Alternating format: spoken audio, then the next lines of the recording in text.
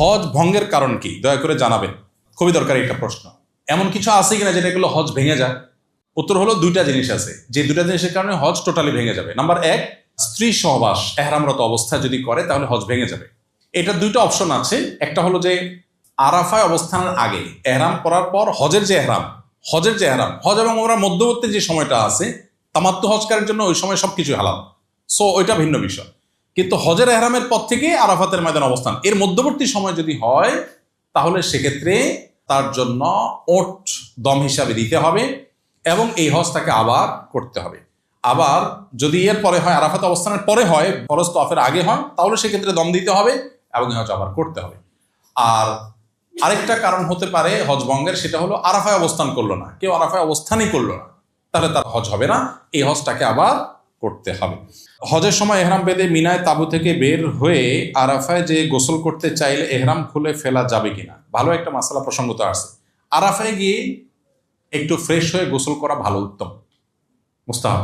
বিশেষ করে আপনার অনেক ভিড় থাকে, গরম থাকে, ফ্রেশনেসের জন্য দরকার হয়, কিন্তু সেখানে গোসলের ভালো কোনো ব্যবস্থাপনা নাই। শুধু টেপ আছে, কিছু বালতি বা টুকটাক কিছু পাবেন বোতল, এগুলো দিয়ে বসে সবার সামনে গোসল করতে হবে। আলাদা ওয়াশরুমের মধ্যে কোনো কোনো জায়গা ক্ষেত্রে গোসল ব্যবস্থা থাকতে পারে, না থাকলে ওই পাইপ দিয়ে করতে হবে।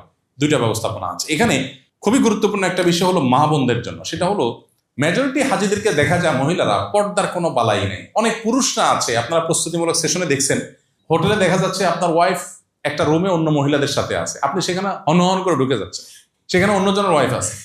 মিনাতে আরাফাতে তাঁবুতে মহিলাদের তাঁবু, আপনার ওয়াইফ আছে, আপনি তাকে দূর থেকে ডাক দেন, ফোন কল দেন না, আপনি ডাইরেক্ট ঢুকে যাচ্ছে। আমাদের একবার হজের সময় একজন চাচা ছিলেন, চাচার নাম ভুলে গেছি, খুব সবাই চাচার নাম মুখস্থ করে ফেলছে। চাচা একটু পরপর চাচিরে ডাকে, একটু পরপর চাচিরে ডাকে, ডাকেন চাচা, দূরের থেকে ডাকেন না, চাচা ভিতরে ঢুকে যায়, কোনোভাবে চাচায় ঠেকানো যায় না। মানে এটার জন্য বহুত আইন মোকদ্দমা করে ওকে শেষ পর্যন্ত ঠেকানো যায় না বেচারাকে, কোনোভাবে সে নিয়ন্ত্রণই করতে পারে না। ওখানে তো মিনা মুজদালিফাতে স্বামী স্ত্রী একসাথে কোটিপতি হলেও থাকার কোনো সিস্টেম নেই, আলাদাই থাকতে হয়। তো এখানে মা বোনরা অনেকে পর্দা বোঝেন না, অনেক পুরুষরা পর্দা বোঝেন না। পর্দা না বুঝলে আপনি হজ করার মানে কি দাঁড়াবে? এই জন্য পর্দাটা আমাদের বোঝা উচিত। 20 এপ্রিল আমার ফ্লাইট, আমার স্ত্রীও আমার সাথে যাচ্ছেন। যাওয়ার সময় যদি তার মাসিক হয়ে যায় তাহলে সে তো আমাদের সাথে ওমরা করতে পারবে না, তার বিধান কি? যদি মাসিক হওয়ার কারণে যাওয়ার সময় মাসিক হয়ে যায় তাহলে সেক্ষেত্রে তিনি এহরাম পড়বেন, তালবিয়া পড়বেন, সব কিছু করবেন, শুধুমাত্র একটা কাজ করবেন না, সেটা হলো তওয়াফটা আপনি বাদ রাখবেন। অর্থাৎ হোটেলে যে ঋতুবতী অবস্থায় তিনি হোটেলে বসে খাওয়া দাওয়া করবেন, ঘুমাবেন, রেস্ট করবেন, এহরামরত অবস্থায় আছেন উনি, অতএব এহরামরত অবস্থায় নিষিদ্ধ কোনো কাজ তিনি করবেন না, চুল কাটবেন না, ইত্যাদি ইত্যাদি, সুগন্ধি ব্যবহার করবেন না। হাজবেন্ড বা অন্য যারা আছেন সাথে তারা ওমরা যথারীতি সম্পন্ন করবেন। উনি যেদিন সুস্থ হন সেদিন তিনি ওমরা করবেন, বাস। এর জন্য কোনো দম নাই, কিচ্ছু নাই, শুধুমাত্র একটাই জিনিস, ওমরার অবস্থায় যে রেস্ট্রিকশনগুলো আছে সেগুলো তাকে মেনটেন করে যেতে হবে। অর্থ এবং বিভিন্ন কার্ড ইত্যাদি কোথায় রেখে যাওয়া নিরাপদ? খুবই গুরুত্বপূর্ণ প্রশ্ন। সাধারণত হোটেলগুলো সেফ থাকে, তারপরে হোটেলগুলোতে মাস্টার কি থাকে, ওখানে হোটেলে যারা পরিচ্ছন্নতা কর্মী তারা যে কোনো সময় ঢুকতে পারে। এই জন্য খুব ভালো হয় যদি টাকা পয়সা আপনি ওখানে কোনো লকার থাকে, লকার রেখে যান। সব হোটেলে লকার থাকে না, ম্যাক্সিমাম হোটেলগুলোতে লকার থাকে না। সো সেক্ষেত্রে যেটা হয় যে কার্ড বা টাকা পয়সা এগুলো আপনার সাথেই রাখতে হবে। হোটেল রাখতে পারেন, কিন্তু হোটেলে 100% গ্যারান্টি দেওয়া কঠিন। তবে এটা ঠিক যে সিসি ক্যামেরা যেহেতু আছে, কেউ ঢুকলে বের হলে এটা বের করা সম্ভব। আমাদের দেশের মতো না যে সেখানে কেউ চুরি করে পার পেয়ে যাবে।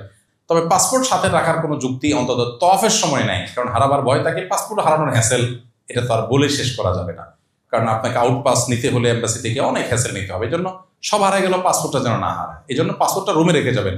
রুমে রেখে গেলে পাসপোর্ট হারাবার ভয় নাই। টাকা পয়সাটা রুমে যদি আপনি আপনার লাগেজের মধ্যে রেখে লক করে যেতে পারেন সেটা সবচেয়ে সেফ, লকার না থাকলে। আর না হলে সাথে বেল্টের মধ্যে নিরাপদে নিয়ে যেতে পারলে সেটা আপনার ব্যাপার। এরপরে প্রশ্ন হলো বিমানে ওযু এবং নামাজের নিয়ম কি? খুবই গুরুত্বপূর্ণ একটি প্রশ্ন। বিমানে আমাদের ওযু এবং নামাজ পড়তে হবে নাকি মাফ? পড়তে হবে, কিন্তু বিমানে আমি নামাজ পড়া মানুষ খুব বেশি দেখি না। যে ফ্লাইটগুলো, আমি অবাক হয়েছি যে হজের ফ্লাইটগুলোতে দেখি মেজরিটি মানুষ নামাজ পড়ে না, তারা হজ করতে যাচ্ছে। আমরা অনেকে মনে করি যে বিমান বোধ হয় আকাশে, তো এখানে শরিয়ার বিধিবিধান মনে হয় মাটিতে শুধু। ব্যাপারটা তো সেরকম না, ওখানেও কার্যকর হবে। এই জন্য নামাজের সময় নামাজ আপনাকে পড়তে হবে। আমি বিমানে তো বটে, এমনকি রেলেও অনেক সময় দেখি নামাজি মানুষ বসে আছে, নামাজের সময় চলে আসছে। কি অদ্ভুত ব্যাপার ভাই, নামাজ নেই? আরে নবী করিম সাল্লাল্লাহু আলাইহি ওয়াসাল্লাম জিহাদের ময়দানে নামাজ পড়েছেন, জীবন মরণ যেখানে, আর আপনি এখানে একটু কষ্ট হবে, একটু হয়তো অসুবিধা হবে, আপনি নামাজ পড়ছেন না। এখন প্রশ্ন হলো কিভাবে করবেন। বিমানের সাধারণত টয়লেটগুলোতে উজু করার মতো খুব ভালো ব্যবস্থা থাকে না, এবং বিমানের ক্যাপ্টেনরা বিভিন্ন সময় আমাদেরকে রিকোয়েস্ট করেন ব্যক্তিগতভাবে, ভাই আপনারা মানুষজনকে বলেন যে তারা যেন তায়াম্মুমের মাঠে নিয়ে আসে, বিমানের মধ্যে টয়লেটে যেন উজু করার চেষ্টা না করে, কারণ এখানে নিচে অনেক কেবল টেবল থাকে, ফলে অনেক বেশি পানি টানি পড়ে ফেললে এটা আমাদের সিকিউরিটি ইস্যু তৈরি হতে পারে। এটা তাদের বক্তব্য। আর বাস্তবতাও তাই যে বিমানের মধ্যে উজু করা সহজ বিষয় না।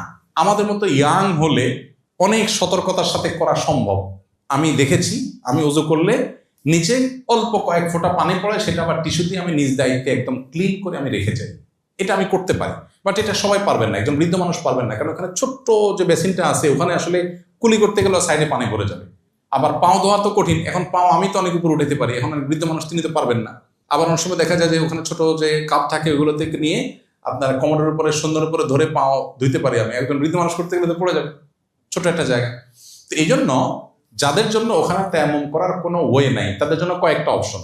নাম্বার 1, ফ্লাই করার 1-2 ঘন্টার মধ্যে নামাজের ওয়াক্ত হবে, তাহলে সেক্ষেত্রে আপনি উজু করে উঠেন এবং উজুটা ধরে রাখেন, নামাজটা পড়ে ফেলেন। নাম্বার 2 অপশন, ফ্লাই করার পরেও নামাজের সময় থাকবে, তাহলে ফ্লাই করার পর আপনি এয়ারপোর্টে গিয়ে সব কিছুর আগে নামাজটা পড়েন। ওকে। অপশন নম্বর 3, শুরুতে যে 1-2 ঘন্টা উজু ধরে রাখার মতো সময় না, বরং 3-4 ঘন্টা পরে নামাজের রক্ত হবে, এতক্ষণ আমি উজু ধরে রাখতে পারবো না, আবার নামার পরে টাইম থাকবে না। এটা হলো 3 নম্বর option.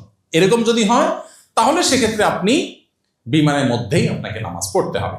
Mecca Medina, Mina, Arafat, মুজদালিফায় নামাজ কসর হবে কিনা। যদি আপনি শর্ট প্যাকেজের হাজি হন, মক্কায় 7-8 দিন 9 দিন থাকেন, তাহলে তো আপনার কসর হবেই, আপনি মুসাফির সেই হিসাবে। আর এর বাইরে কসর হবে কিনা এটা নিয়ে ওলামাদের 2টা মত আছে। একদল ওলামাদের মত হলো যে হজের অংশ হিসাবে মিনা, মুজদালিফা, আরাফার সকল নামাজ কসর হবে হজের অংশ হিসাবে, কারণ নবী সাল্লাল্লাহু আলাইহি ওয়াসাল্লাম এখানে কসর করেছে। আর অন্য ওলামাদের কথা হলো যে নবী সাল্লাল্লাহু আলাইহি ওয়াসাল্লাম মুসাফির ছিলেন সেই হিসাবে কসর করেছেন, অতএব এটা পার্ট অফ হজ না, বিধায় যারা ফুল প্যাকেজের হাজি, মক্কায় 15 দিন থাকার নিয়ত আছে, তারা এখানে কসর করবেন, তারা পুরো নামাজ পড়বে। তো এটা নিয়ে ওই যে তাবুগুলোতে ইখতিলাফ হয়, মত পার্থক্য হয়, সেজন্য আমরা বলি যারা কসর পড়বেন, কেউ একজন নামাজ পড়ালেন 2 রাকাত নামাজের পরে, যিনি পুরো নামাজ পড়তে চান সালাম ফেরানোর পরে তিনি 2 রাকাত ক্লাস করে ফেলেন, না শেষ হয়ে গেল। আলাদা করে এটার জন্য গন্ডগোল ফাসাদ বা আলাদা গ্রুপিং করার দরকার নেই। দুর্ভাগ্যজনক হলো আমাদের বাংলাদেশিদের তাবুগুলোতে শুধুমাত্র এগুলো নিয়ে গ্রুপিং হয়, আমরা গ্রুপিং অ্যাভয়েড করব। মুসাফির বা শর্ট প্যাকেজের হাজি বা যিনি 2 রাকাত নামাজ পড়ার মতটাকে উপর আমল করেন, তিনি ইমামতি করলেন, তার পিছনে বাকি যারা আছেন যদি কেউ এক্সট্রা 2 রাকাত পড়তে চান সালাম ফেরানোর পরে প্লাস করলেন। বিষয় হলো যে একদল ওলামাদের মতে মিনা, মুজদালিফা, আরাফার নামাজগুলো হলো পার্ট অফ হজ হিসাবে সব কসর, কারণ নবী সাল্লাল্লাহু আলাইহি ওয়াসাল্লাম কসর করেছেন, শেষ, দ্যাটস ইট।